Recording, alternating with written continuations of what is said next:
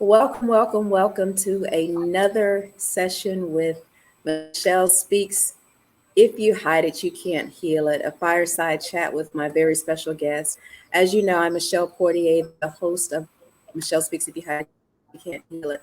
And we love to highlight individuals that have encountered adversity, encountered tragedies, and they've harnessed the lessons and the pain, and they have now turned around and they are giving back in their communities, either via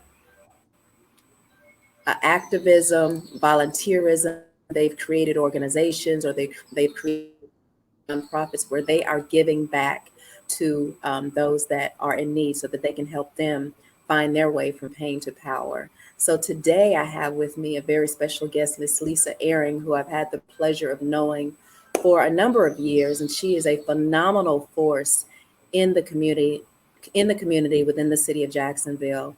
And so thank you so much, Lisa, for joining us today. Hi, Michelle. Very happy to be here. I'm happy to have you. I know you, Lisa. I know the phenomenal things that you've done. I know the adversities you've overcome, but my listening audience that's tuning in, who is Lisa Ehring, personally and professionally? Okay. Personally, I'm the mother of 4 adult children. One of them served in the Marine Corps, my older son. So, I'm very proud to be a mom. I love my kids. So personally, that's me. And professionally, I have a business that I started at 62 years old, helping people get SSDI benefits, Social Security disability benefits. So if they can't work anymore, they file for these benefits. I particularly focus on veterans, Right. for obvious reasons and maybe not so obvious reasons. But I love the veteran community, and I know that many of them have had to struggle to get their benefits from the VA. I know how to help them with Social Security, and I don't want to see them have an extended battle with Social Security to get those benefits. So that's my focus. Yeah. Awesome, awesome. And I know you were saying that for those that don't know, but I've had the opportunity to not only hear a portion of your story and see your passion, but also see the fire and the determination you have that in spite of all the things that you challenged to turn around and be a force for good. And so, for those that are listening in that don't know, with what you're comfortable with sharing, what led you on this path that you're currently on? Well, I would say number one, I'm really stubborn, which I like, which I like to reframe into determination. I've Right. taken my stubbornness and focused it. So I would say that I'm a very determined individual. That's not to say that I haven't had many moments where I wanted to give up, where I just couldn't see a way forward. So I'm not Pollyanna, like, yeah, I'm just gonna keep on going. There's definitely been extended periods of time where I just didn't know if I was gonna literally make it in life. I fairly early on in my career at Social Security, I had a very bad, almost fatal pedestrian auto accident. And it was the effects of that, everything was compounded by the fact that it was I'm not going to say who it was, but it was a very close family member. Wow. This family member got charged criminally and went to jail, and I was forced to testify against my own family member. So if it had been a stranger, I think it would have been an easier situation, but it was compounded by that. So I had extended physical injuries that I still deal with on the daily. And I ended up with a diagnosis of PTSD, and I have a traumatic brain injury, anxiety, depression, all of those things. Although I had heard about PTSD, of course, because I had done a lot of volunteer work with veterans organizations, I I didn't connect it to myself. I didn't Right. understand what was going on with me. I just knew that there was me before the accident and then there was me after the accident. And I was different, changed. Um, I felt immediately, I don't know how to express this well. You know, anybody who has PTSD, I think will get it. But I Right. felt immediately isolated. It didn't matter that there were people around me. I just felt incredibly isolated. I was out of work for a while. I went back to work against the advice of all of my doctors who thought I should file for Social Security disability, but I just didn't want to. I had a child who was getting ready to go to college. You know, I needed the money. I was a single parent. So I just pushed through at great cost to myself, I will say. You know, it really was hard. And I ultimately ended up with 2 more accidents. None of these were my fault. So in case Right. anybody thinks I'm just running around having accidents. Sounds One in a car, and then I had a fall ultimately at work. And that last one was just kind of the straw that broke the camel's back. The government couldn't give me any more reasonable accommodation, you know, than they did. I couldn't do the full duties of my job, and I had to leave.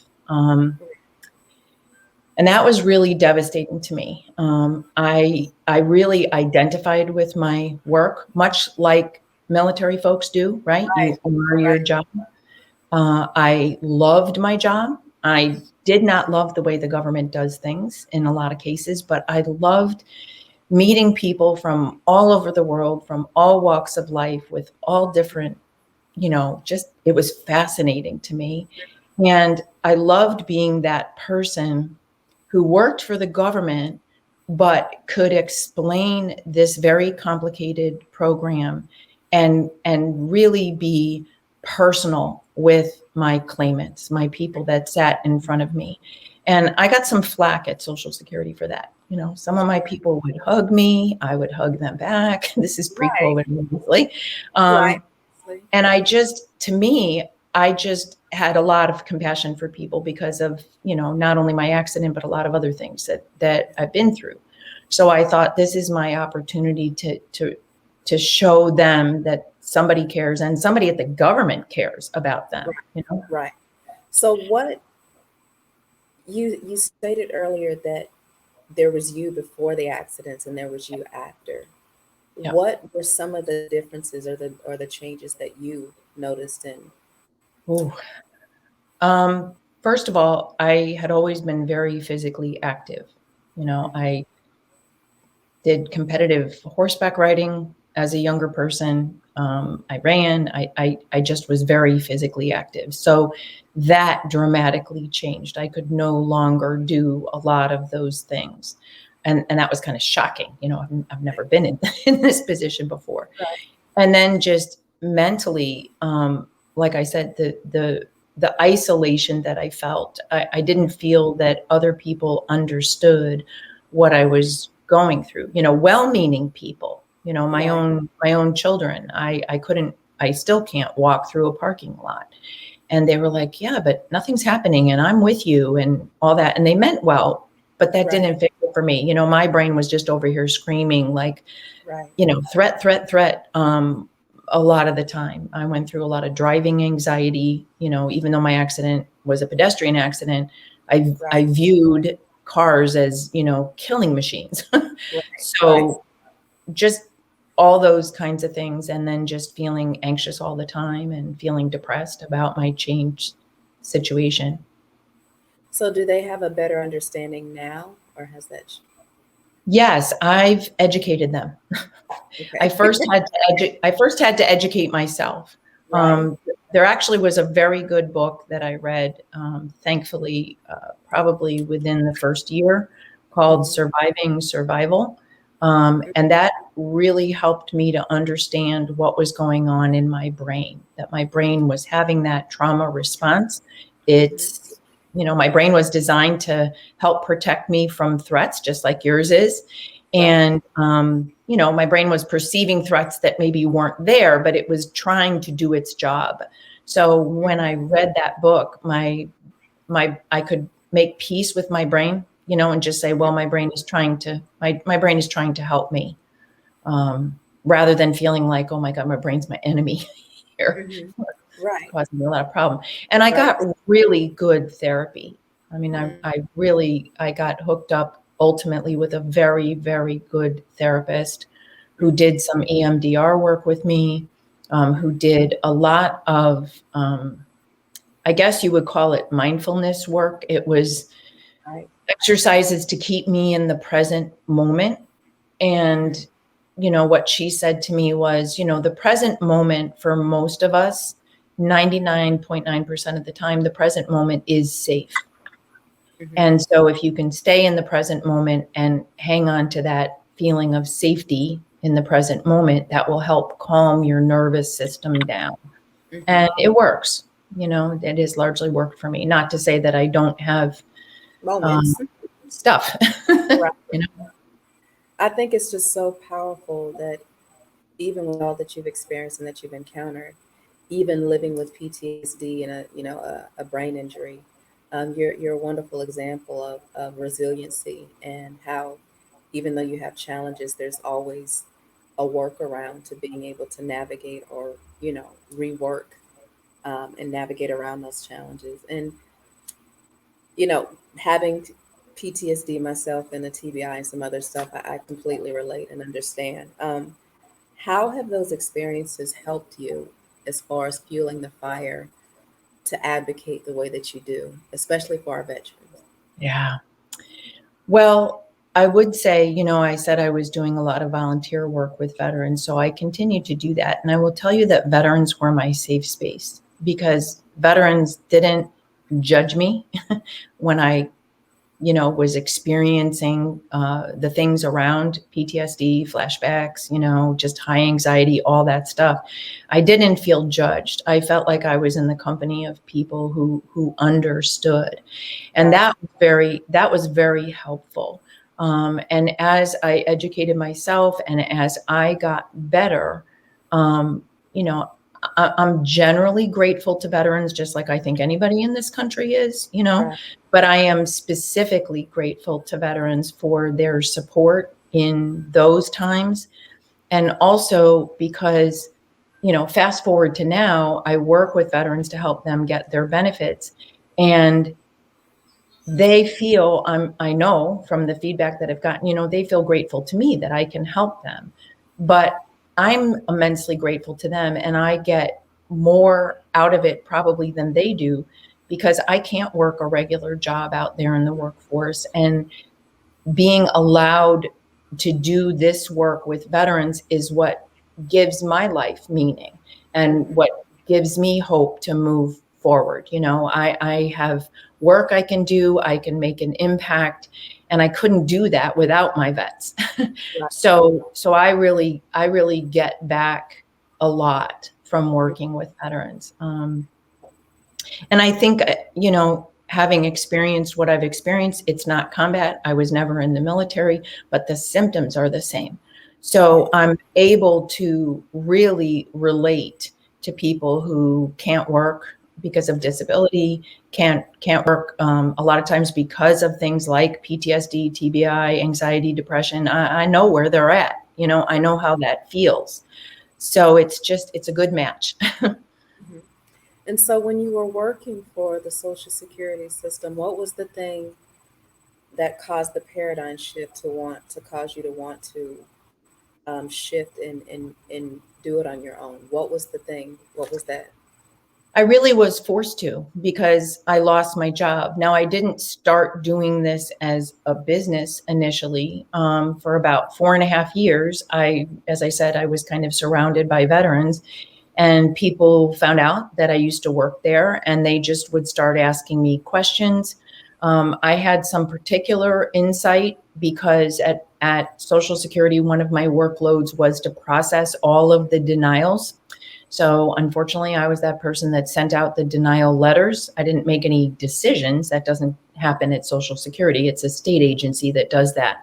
But I got curious when I was there about why a lot of veterans who get expedited through the system, why they were getting denied, and just in general, why so many denials, you know? So I got some real insight into that. So when I started talking to people, I just was like, oh, this is, you know, we can overcome this.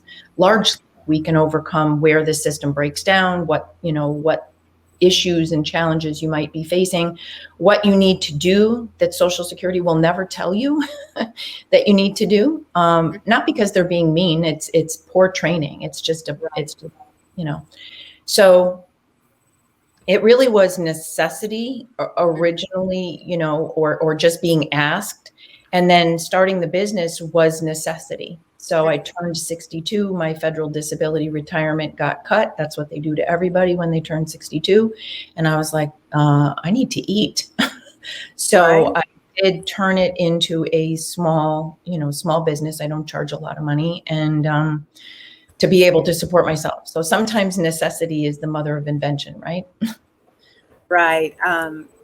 That's so awesome that you said that. I have a little quote that I say that necessity is the breeding ground for creativity. Um, and so often our greatest challenge is the pathway to our greatest, achievement, Mm-hmm. our greatest passion. And, that's why I so love, I've had the opportunity to attend a couple of community focused events with you, and just seeing how you have such a drive to help our veterans. I'm grateful to know you, and I'm grateful. I'm sorry about the experiences that led you there, but I'm so grateful to know you, because it's inspiring. It's empowering, Mm-hmm. because sometimes you get weary in the fight. You get weary because people look at you and they're like, "Well, you don't look like anything's wrong," but all wounds are not visible. There's That is, invisible yeah. wounds, and so um, I'm just honored to be able to know you and share space with you. Thank you. And I think, you know, one of the main things that I'm trying to do, yes, of course, it's Social Security disability information, right? Mhm. Strategy and all of that. But really, honestly, what I'm trying to do is suicide prevention, because I know how I felt when I lost my job and my future looked like there wasn't anything in it. And had I known then what I was going to be able to do in the future now, I would have not felt the way that I did. I would have had some hope. I would have said, okay, hang in there. It's going to get better. You're going to have some options. There are things you're going to be able to do. But all I knew is I can't go out and get any kind of job. I mean, I Right. went through rehab. They told me there's nothing. So I literally work from my recliner at home and talk to veterans all over the country, and in fact all over the world, because sometimes people are stationed getting out, med boarding, you know, there's someplace else in the world. Right. And how lucky am I that I can do this? And so what I always try to tell the veterans that I'm working with is, listen, it looks really bad right now. It looks like you have no options. It looks like it's the end of the road for you. Um, but it doesn't have to be. Yes, you can get the benefits for the rest of your life and never work again, and that's perfectly fine. That's what they're there for. But you also could do what I did. So maybe you can go back into the regular workforce after you get good treatment and kind of regroup, but maybe you won't be able to do that. Guess what? Entrepreneurship is a great option because you can accommodate Yes, it yourself. is. You can accommodate yourself. And for veterans, there's a tremendous amount of resources for entrepreneurship, starting your own business, and also for disabled veterans to do that. I mean, there's a lot. So when I start talking about that with my vets, you can just hear the click, click, light bulb hope start up with them, you know? And I say, let's focus on getting your benefits now, but circle back around with me if you think you want to do entrepreneurship. I've got great resources for that. Yeah. Well, Bruce wanted to say hello, and he said, Oh, I'm always frustrated when, hearing that word, you don't look disabled. oh my gosh, yes. I have a service dog. I'm You know, currently wearing a knee brace, but other than that, I don't, you wouldn't know about the PTSD, the anxiety, the depression. You wouldn't know. that I almost didn't stay on the planet. You know, you wouldn't know any of that kind of thing unless you have a conversation with me. And Bruce, same thing. You know, Bruce is out there doing his thing in the community, and I don't think people realize how much he deals with. And you too, same thing. You know. Yeah. So what was the thing when you were at, I guess, your rock bottom and you hit that place where you were so despondent that you were like, I don't want to be here anymore? What was or who was what was the thing that was able to turn you around? Well, I would say probably I've had several rock bottoms, but the rock bottom as far as this goes would be when I had to walk away from my job. Um, that was just really, really tough. And what turned it around? I think just veterans coming and asking me for help. You know, the fact that I could be useful at all to people that I cared about and share knowledge with them and watch them get approved for disability, which can be life-changing for people, you know, getting those benefits. I was like, oh, you know, I can be useful. I do have something to offer this world. I'm not just going to be a burden over here, you know, disabled sitting in my house and useless, you know. So I'm going to say it was vets asking me for help initially. Awesome. You know, you said something that was very powerful. You know, you felt like you still were able to be useful to this world. I really believe in my heart, you know, we were created hardwired for connection and you know, it's in our DNA. We were created to serve. And I believe when we're not able to do that, you know, it's like, well, why am I here? You Yeah. know, Who am I? Who am I? Why am I here? Yes, exactly. Yeah. right. And Like, I don't, you know, I didn't want to be a burden to anybody. You know, my adult children would take care of me. I didn't want them to. That was just a horrible thought to me that I would be a burden on anybody, you know?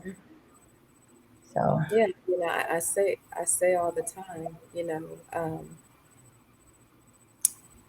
if I'm at my best when I'm serving others. I'm at my worst when I'm not serving or when I'm serving self. You know, there's a balance, you know, of course, between self-care because you can't pour out of an empty cup. But I'm right. at my greatest and my happiest and my most fulfilled when I am serving others or giving them something, you know, that they felt hopeless about or despondent about. Exactly. And You and I are in the same business. yes, yes, yes, yes. Of saving lives, honestly, you know, Yeah. because with Social Security, how impactful will that be, you know, for a family that has no other income or, you know, have lost over half of their income and they have 2 and 3 and 4 mouths to feed. And, you know, Yeah. just the thought that's paralyzing.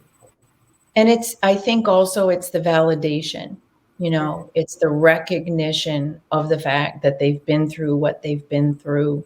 And, you know, Social Security disability is an earned benefit. They're paying you your money back. So Right. it's not like a government handout, or it's not like you're taking anything from anybody else. Mhm. But it's the recognition too, which is also what makes it so hard when people get denied, because they feel that it's a I don't see you. I don't see that you're disabled. You're not disabled. And they know they are. So that's what makes those denials really tough too, because it feels very personal Well, when it they is get, personal. yeah, In a way, sure it it is is. personal. Yeah. Yeah. You know, Yeah. I say this all the time. I think the three things that drive humanity, whether it's spoken or not, is the need to give and receive love, to be seen and to be heard. And you know, when you feel visibly invisible, like we talked about that before we came on, Yeah. that is one of the worst feelings in the world, to feel that you're not seen. Like, I'm right here, but you don't see me, you don't Yes. hear me. And so I'm so grateful that you took on that charge. You know, often the thing that burdens us the most is the thing that we are to champion, you know, to take it, to be Mhm. that voice, you know, for those that can't be a voice to themselves. You were I about think to say, I feel myself like, this is going to sound maybe a little bit nutty, you know, but because I know how that feels, I don't want my people to feel the way that I felt. I don't want them to be stuck in that, because it's awful. And every time I can give somebody else some hope, I can talk to them about their options, I can help them get their benefits, I'm healing myself. I am Yes. healing myself. I am being there for myself at the same time as I'm being there for them, which sounds a little wacky, but it's just true for me. Not at all. It's not wacky at all, you know. As we are helping others heal, you know, we're healing ourselves along the way, and that just reinforces the need, and that we do need one another, you know. Yes. Community. The root word for community is commune. We were created for that. And so, with that being said, you know, that will segue into the next question I have for you. How have you been impacted by the pandemic? You know, because that's causing kind of more isolation. Oh, I would say on a personal level, the isolation has been challenging. As you know, I was very active going out to events and being in the larger veteran and military community here in Jacksonville. And when things shut down, you know, ooh, that was really tough. And I've been very leery of going back out. It's just been rough. It's like, I don't know what happened in my brain, but you know, it's just been hard to get myself to go back out. As far as my business is concerned, I would say that there's more people filing for disability and needing that help. And I feel with the pandemic, I feel extremely, extremely lucky that from a business standpoint, I could continue right along with my business because I work from home. So in that sense, it was not impacted. I really feel for the people that had, you know, brick and mortar type situations where they just got shut down. That's terrible, you know. Mental health, I think, is everybody's mental health has suffered. Even the people that weren't I agree. really struggling before, I feel the weight and the heaviness of not only the pandemic, you know, the actual virus, but everything that went on around it, you know, the fighting, the politics, the everything. I think it's just been so stressful for everybody. How do you think, what do you think can be done to kind of improve the status of people's mental health, you know, during this pandemic? Well, I think it's what we were just talking about. You know, we need to have connection. We need to try to reach out to people, and we need to let people know, I see you, I hear you. You know, I know you're struggling. I'm here. You're not alone. Mhm. And some, you know, some people have done a really great job of that, you know, yourself included. You know, keep reaching out to people, keep connecting. A lot of people have done virtual things. That's been good. But as we all know, we desperately need hugs, Yeah, you know, as human beings. we need human So touch. the Exactly. physical is really, really, really important. And that's been rough with the pandemic, but hopefully, you know, we can have at least a small group of people that we can be hugging each other. Hmm. So, what would you say to that person that's tuning in, or maybe tuning in later, that's struggling? You know, who's struggling not only to find to redefine their purpose, but struggling to connect and struggling to um, not give in and not be despondent and not give up hope. I think I would say there most definitely is hope, even if you can't see it. You do have options, even if you can't see them right now.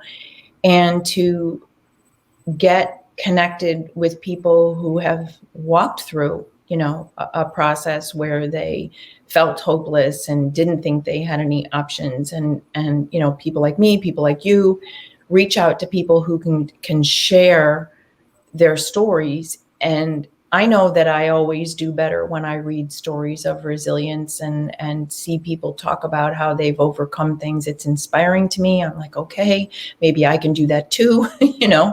Um, Focus on that kind of thing rather than listening to the news. Or you have to be really careful about who you have in your circle of people. And it's important to have people that are positive, and I don't mean Pollyanna positive. I just mean people that will stay the course with you and lift you up and have a vision for you when maybe you can't have that vision for yourself.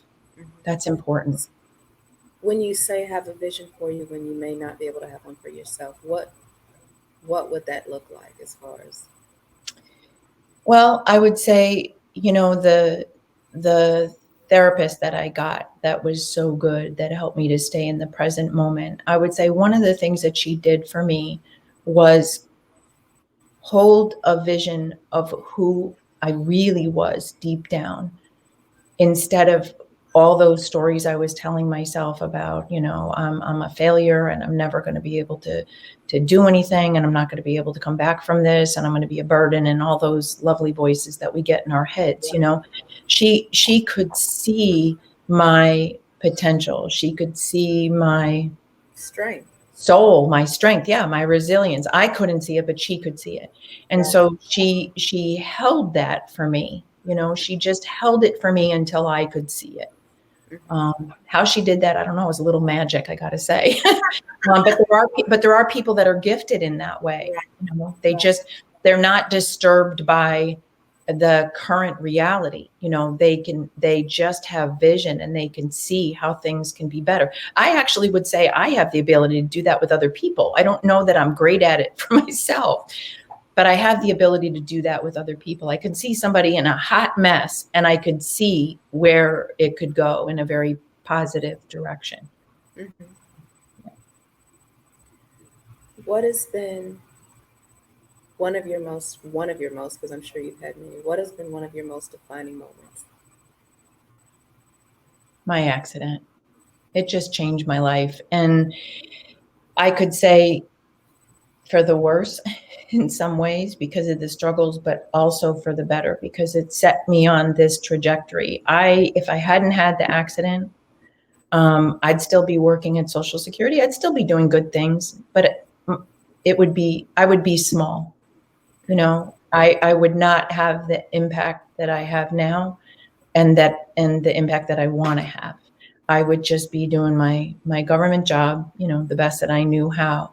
So that it changed everything for me. It changed my level of compassion. I think I was compassionate before, but I think I got way more compassionate because I went through what I went through. Right, right.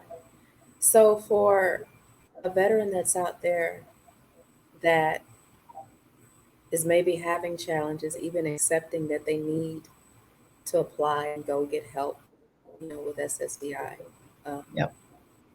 what would you say to them? Call me. I do free 20-minute calls. You don't have to end up working with me unless you want to. You can have a free 20-minute call. I will see you. I will hear you. I will understand. And hopefully I'll give you some hope and some good information, about the Right. program. I would say call me, set up a call with me. Mm-hmm. And so if they are denied, like say you work with someone and they're denied, what is the process for going in the time limit and things like that? Can you just walk us through, Sure. I guess?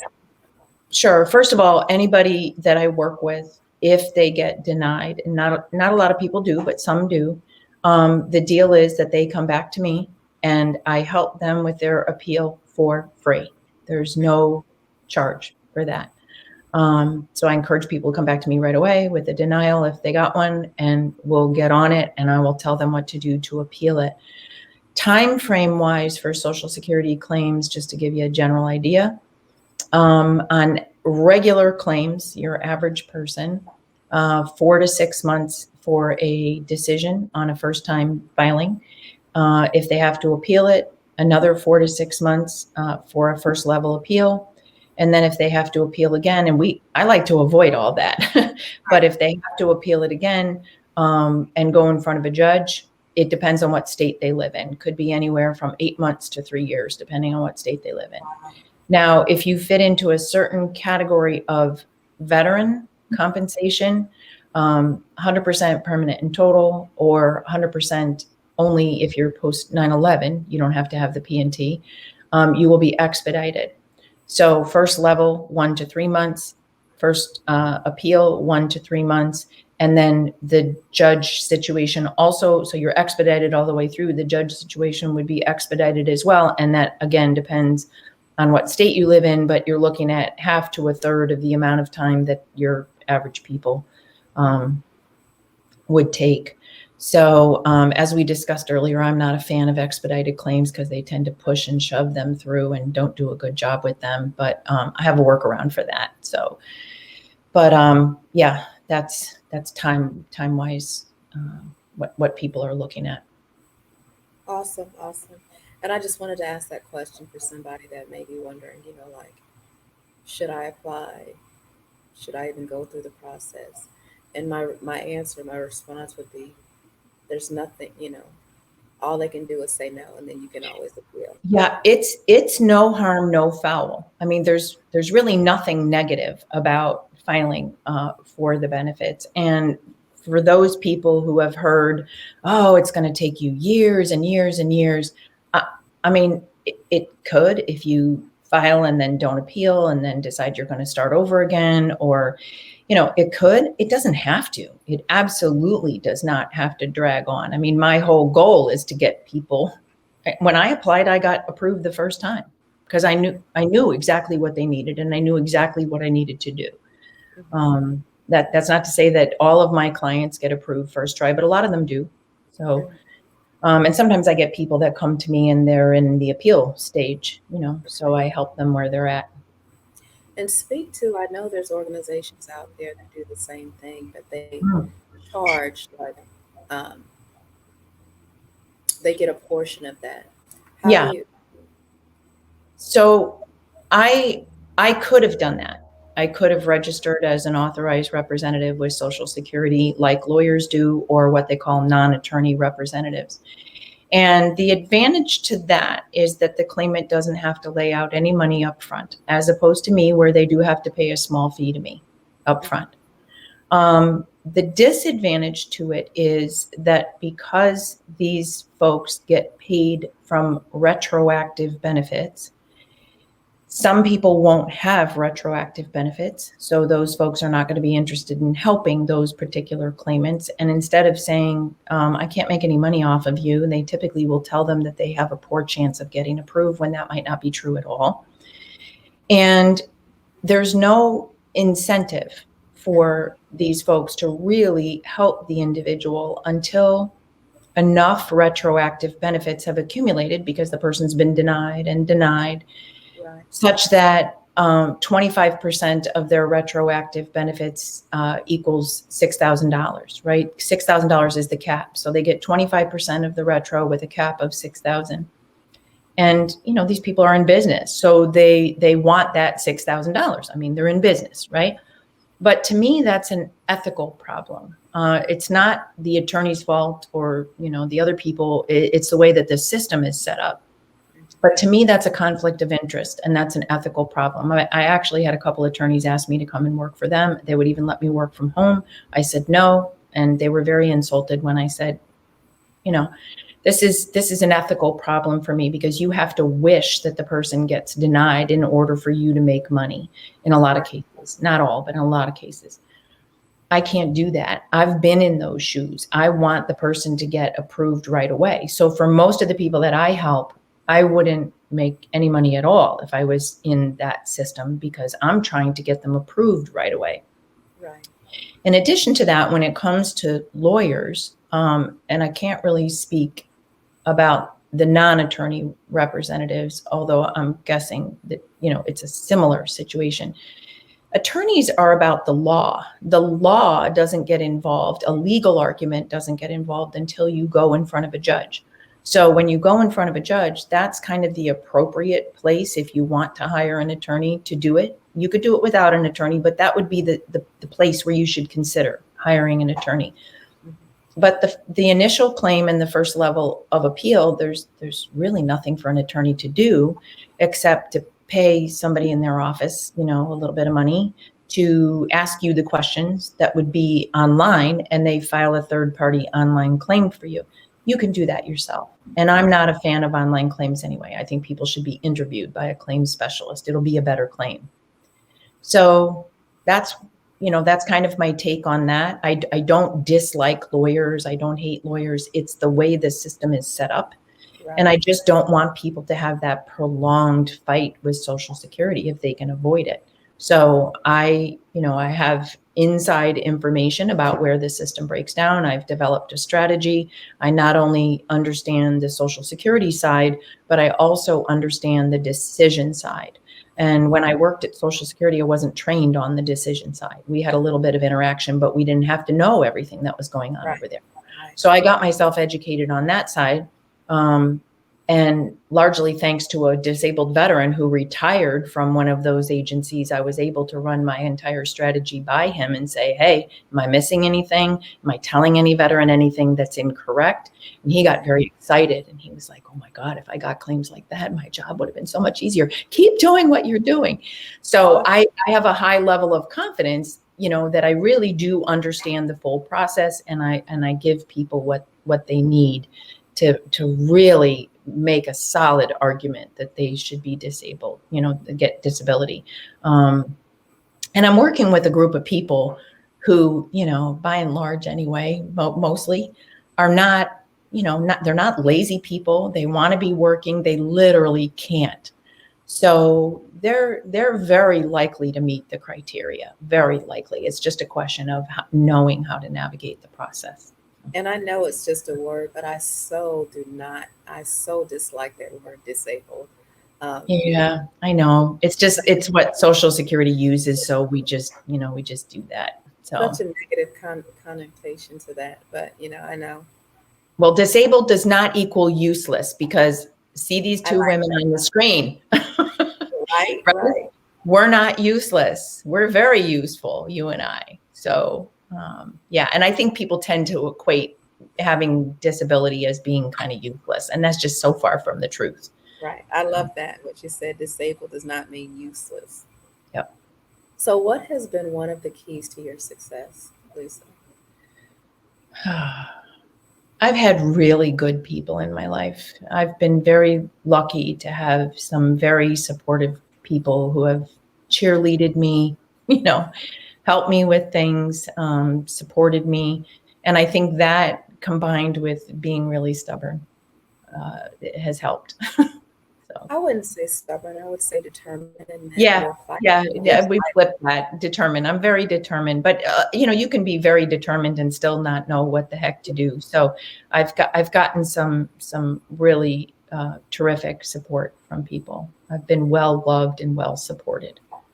Awesome.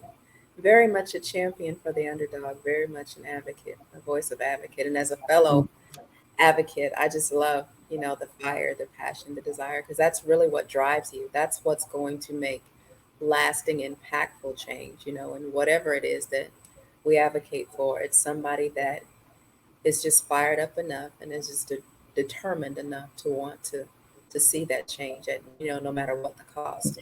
Well, you and I were talking before we got on about how we're going to go up to Capitol Hill, because I've got something to say up there about some changes that need to happen with veterans SSDI claims. And I would love to go up there and educate those folks and make those changes that need to be made. Right. One day at a time, one voice at a time, the change will happen. I believe that you are being the agent of change that you want to see, in this world. I had someone say to me earlier this year that, you are the ripple that this world needs. And I extend that same thing to you. You are the ripple that this world needs. So I commend you and I thank you. And I'm so honored to know you and share space with you. And I'm glad, how did we meet like so long ago? I think we met I'm pretty sure that we met at Vets for Vets event, and you were speaking, and I had a table and you came around and spoke to me. I'm pretty sure that's how we met. But I'm very honored to know you. And I know that you're a tremendous force for good in Jacksonville. And, let's have breakfast again soon. Oh, we shall. Most definitely. Okay. So what is a takeaway and a call to action? The takeaway first and then a call to action for those that are listening. I would say I hope that people take away from this conversation that no matter what you've been through, there's hope. There's hope. I'm sorry. Bruce said he'll take the credit for connecting us. Yes. Okay. Got it. Have Yes. it. No arguments here. Bruce Thompson is definitely a connector. If you do That's not know him, you need to get to know him. Look up Vets for Vets and connect with Bruce for Yeah, he's anything. a Veterati mentor. He's, oh my God, he's got his hands in everything. Bruce, put all your credentials in the comments. Please Um, put everything in the comment, Bruce, so people know how yeah, to get in touch with you. yeah, he's amazing. He But is. yeah, sure, we'll give Bruce credit for that. That would be fine. Right. So call to action, go to my website. I have some nice educational, free videos there, an interview that I did, so you can learn more about me, and about, I think, 8 videos or so, kind of dispelling common myths and misconceptions about Social Security disability. And then my Calendly calendar link is on there, and you can set up a free 20-minute call with me and chat about your situation and, get some information about how you might be able to move forward. Mhm. And so, as well, if for those that are listening in, Lisa's website is actually scrolling across the bottom of the link Yeah. of the screen. It's www.ssdiinsidersecrets.com. So if you have any questions, if you have friends, family, and loved ones that you know should be getting their SSDI and they're not, and they are in need, please reach out to Lisa. She is definitely an advocate, a voice, and an asset for those that are seeking to get the benefits that they deserve. And so, Exactly. Lisa, are there any parting thoughts or words or remarks that you want to share? I guess I would just say I do focus on veterans, but I can help anybody. So you don't have to be a veteran to work with me. You can be a regular person like me. Um, so yeah, and just really seriously, there is hope. Even in the most difficult situations, there's hope. And if you can hang in there long enough, just stay long enough, because it can get better. It can get much better. I love it. Thank you so much, Lisa, for For having me, chatting Michelle. with me. Yes, yes. And I want to say my greatest takeaway today was being disabled does not mean being meaningless, being Yeah, useless. I'm sorry. yeah, Being yeah. disabled does not mean being useless. Forgive me. I had a brain, you That's know, okay. disconnect there for a moment. But I just want to thank you again for tuning in. And for my listening audience, please reach out to Lisa, www.ssdiinsidersecrets.com. If Bruce has put his information in there, reach out to him if you have any needs regarding transitioning from the military to the veteran community, and so much more. He's a great connect. And, for our listening audience, thank you guys so much for tuning in to Michelle Speaks. If you hide it, you can't heal it, because you can't heal from what you aren't willing to address. And so, until next time, you guys continue to have a phenomenal Thursday, and we will see you next time. Take care, be well, and God bless. Thank you for putting your information in the link, Bruce.